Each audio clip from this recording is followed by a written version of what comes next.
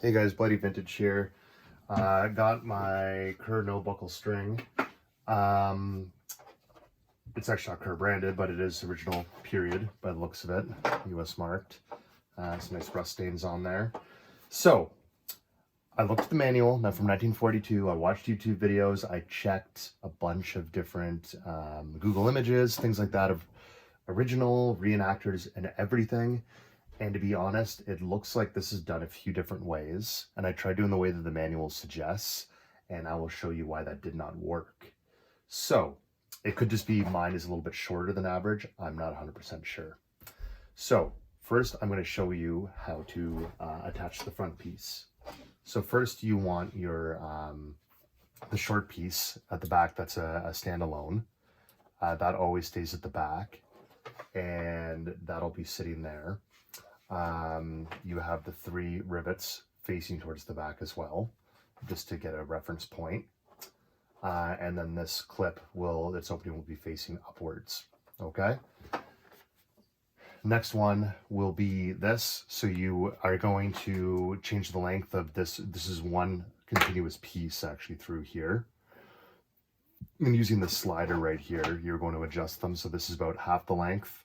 Just makes it a lot easier. You don't have to do that really until you're done, but it's just easier to do it now. And what you're actually going to start doing is you're going to take this piece with the opening facing down, and you're going to feed it through your sling loop. Okay, easy. Now here comes the kind of tricky part.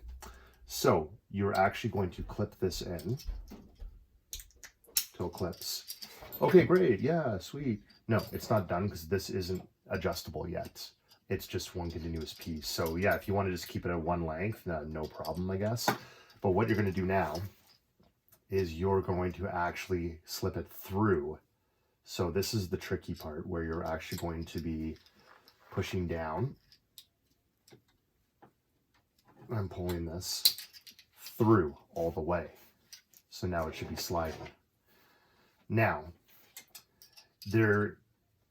in my opinion, these are meant to be clipped to here, but in the manual from 1942, it shows clipping to here. I kind of agree, because if it's here and it's tightened all the way, you have this big lump here that's sitting kind of on your shoulder that I don't think would necessarily be ideal. So it seems way more ideal, as per the manual suggests, to actually have this clip through your swivel. And that way, this is now a nice adjustable piece. And you can see there's no lump there now. And now this is nice and long, and that is great. Now this is adjustable, so you want to make it shorter. You know, you gather this up, pull it through here, and now you have this much shorter, and you pull the length through as well. Great. So you can shorten up the sling, and the whole time on your shoulder, you're going to be having a nice surface. Now here's the only thing the manual confused me on. Okay, is this on the manual is supposed to be going through the rear sling loop and attach to this slider hook, which makes total sense. Otherwise, what is the point of this? And for all intents and purposes, maybe it's just to make it a quick showpiece when you want to tighten it up really quick. I'm not sure, but as you can see, mine's, you know, a little bit loose. So let's make her as loose as possible here. So it's going to be nice, a lot of sling here. Perfect. So I've maxed out the amount of sling. Great. So if I want to do that now and attach it, this will now be tight as hell, and I cannot really sling that. And even if I do, there's no loosening. It's a max looseness. I can only go tighter from here, and there's no more to give either way. This is just maxed out. So unless I'm totally brain farting, there's no way around this except to do what honestly I see a lot of the original photos doing sometimes as well, is that you're simply just going to clip this piece with the opening facing up on the rear swivel bail. So what you'll end up doing is, I was doing a video, what you'll end up doing is clip it through. And now the thing is, these bails, or sorry, these, I want to call everything a bail now since it's an M1 helmet, but these swivel loops for the Thompson are quite thick and actually might be difficult to do.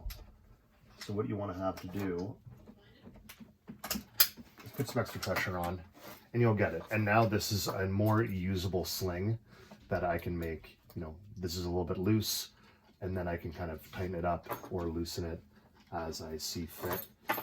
Again, I can only really tighten it from here. So this is kind of my maxed out sling, and that's probably a good, decent length to try and shoulder and try to sling. And I'm just gonna give it a quick try right now. And that's basically where you'd want it maxed out as well. As you can see, it just sort of sits there. So I personally think that this is the best way. So again, I'm just showing you this is upside down now. Maybe I'll show you right side up.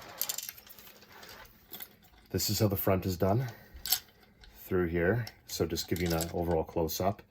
And again, this slide is adjustable. This thing, again, should be used to clip through the rear, but if I try to do that right now, I would be so tight that would really only be for show.